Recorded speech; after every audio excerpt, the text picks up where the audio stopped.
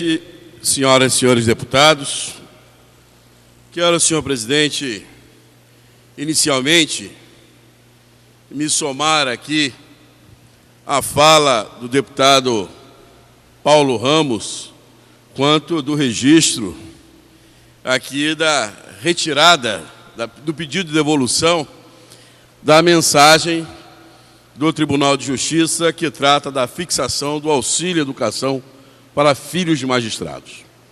E cabe-nos registrar que esta mensagem beira ao absurdo, porque estamos vivenciando o tempo da igualdade, o tempo da afirmação da Constituição cidadã, o tempo em que o Tribunal de Justiça é chamado quase que diariamente para reafirmar os avanços, as garantias da Constituição cidadã, que preconiza a igualdade.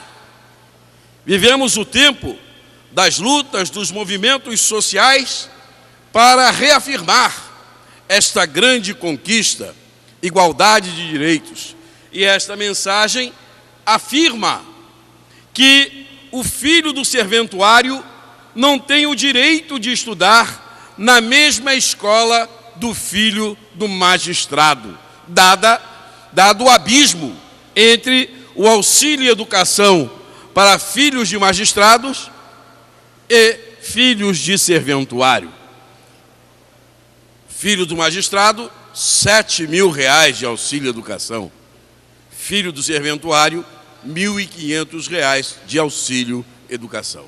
Então, é uma mensagem que afronta o princípio da igualdade, o princípio da isonomia e que fere flagrantemente a nossa Constituição cidadã.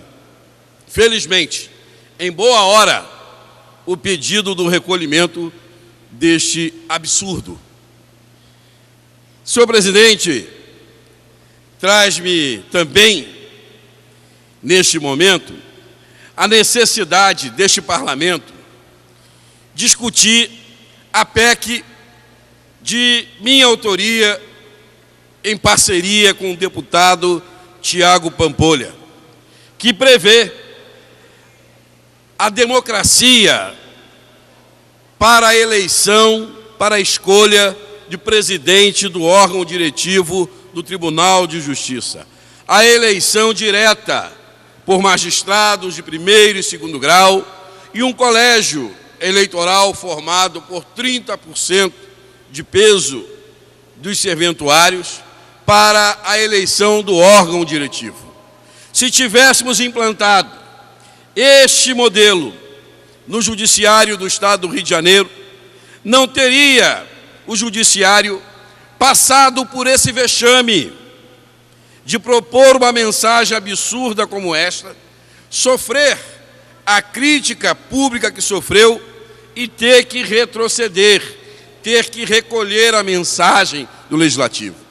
Porque esta matéria seria objeto de uma discussão ampla dentro do processo democrático de escolha para o órgão diretivo, seria objeto de debate, seria objeto de uma planilha orçamentária, seria objeto de um debate amplo na justiça e na sociedade.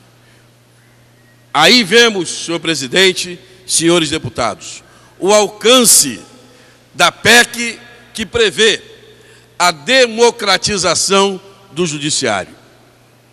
É preciso que, enquanto estrutura de poder, a exemplo do que acontece com o Executivo e com o Legislativo, nós tenhamos o debate, nós tenhamos um programa de governo, nós tenhamos uma necessidade de discussão com as bases eleitorais e que tenhamos o direito de escolha para aqueles que integram o Poder Judiciário. É muito bom dizer que o Poder Judiciário é o guardião da democracia. O triste é perceber que o guardião da democracia não experimenta os sabores da democracia com a eleição direta para a escolha do presidente do Tribunal de Justiça e do seu órgão diretivo. Que este momento, que este episódio sirva de reflexão para que possamos avançar nessa direção. É o que desejam todos aqueles que integram a sociedade de um modo muito especial e particular, os advogados fluminenses.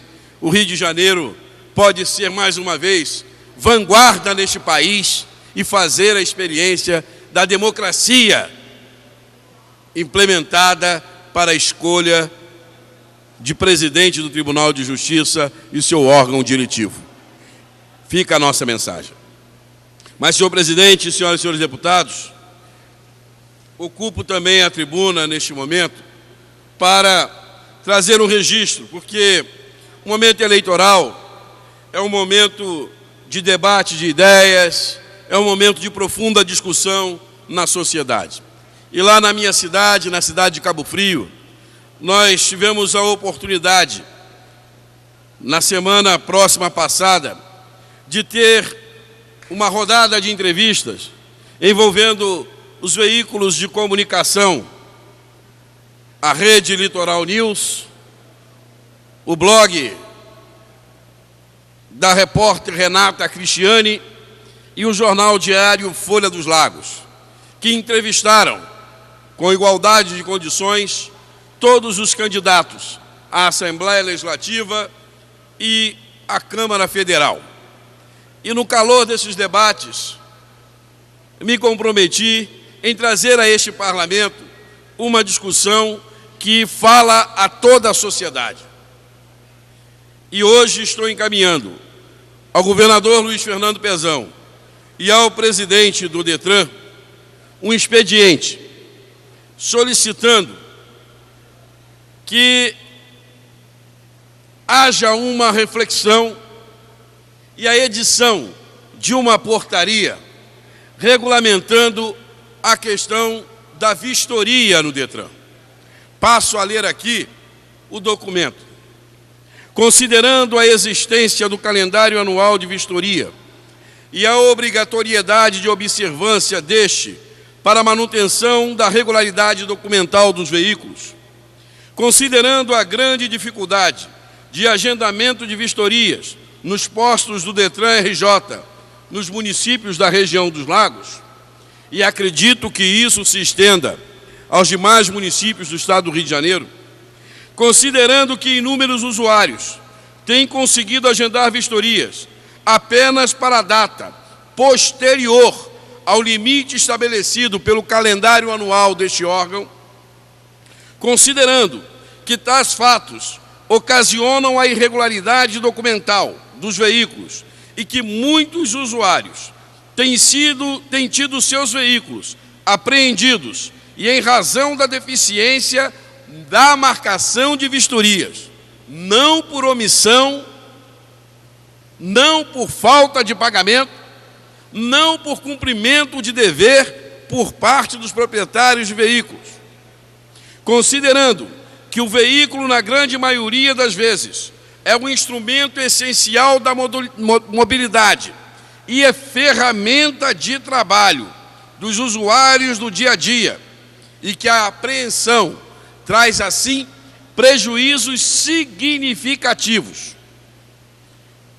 Requer o peticionário que este órgão examine a possibilidade de se baixar uma portaria com a finalidade de permitir que a circulação dos veículos emplacados em municípios da região dos Lagos, que estejam em dia com IPVA, até que seja regularizado o serviço de vistoria nos postos do DETRAN na região. E penso que isso deva ser estendido a todos os municípios, a todo o território do estado do Rio de Janeiro. Isso porque, ao que me consta, este é um problema que vem afligindo a muitos usuários dos serviços do DETRAN no estado do Rio de Janeiro. E nós não podemos fechar os olhos para esta realidade. Nós vivemos no Rio de Janeiro a imposição do sistema rodando legal, que recolhe veículos nas blitz. Nós entendemos que as blitz são necessárias. Lá no interior, na minha cidade, na cidade de Cabo Frio, as blitz deram fim às famosas saidinhas de banco, crime praticado contra aqueles que iam a uma agência bancária sacar a sua aposentadoria, movimentar uma conta comercial, uma conta corrente. As blitz servem para a repressão ao tráfico de drogas. As blitz servem para retirar da rua marginais, criminosos, mas elas não podem ser um instrumento para prejuízo ao trabalhador.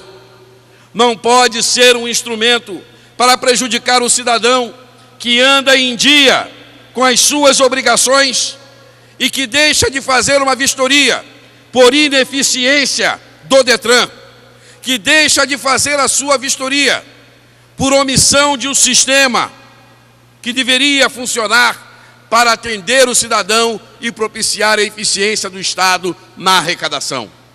Com isso, passa a ser esse sistema um sistema nocivo ao cidadão, nocivo ao homem de bem, nocivo ao trabalhador.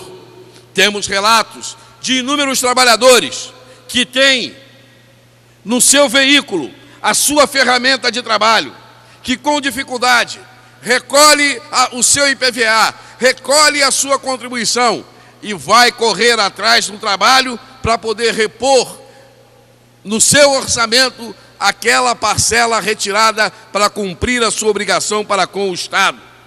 E no meio do caminho, o Estado vem e lhe retira o bem.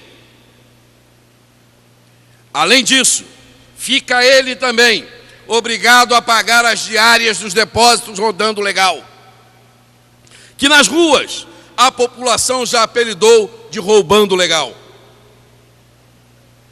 E aí, como pode? É como você cortar as duas pernas e mandar andar. Tira a ferramenta de trabalho e manda ele arrumar dinheiro para poder pagar diária, para poder ter de volta a sua ferramenta de trabalho.